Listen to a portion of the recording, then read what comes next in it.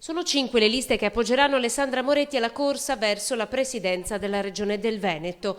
Quella del PD, Alessandra Moretti presidente per il Veneto, la lista autonomista, progetto Veneto Autonomo, Veneto Civico e Veneto Nuovo, lista che assorbe in sé SEL, Verdi e Sinistra Veneta.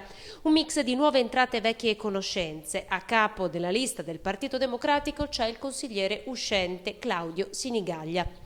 Composizione della coalizione è molto ricca e che trova nel programma di Alessandra Moretti un punto di riferimento importante.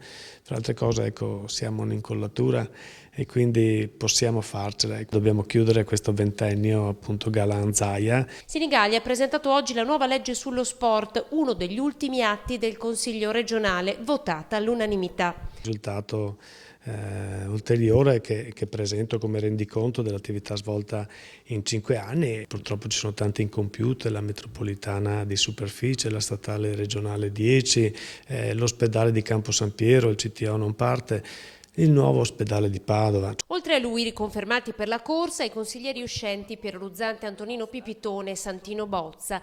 Tra le new entry, l'ex sindaco di Cadoneghe, Mirko Gastaldon, l'ex assessore alla cultura del comune di Padova, Andrea Colasio, conseguenze che vivranno i nostri ragazzi a scuola. Katia Zorzi, l'ex Coldiretti, Marco Calaon e l'ex segretario della CGIL, Andrea Castagna.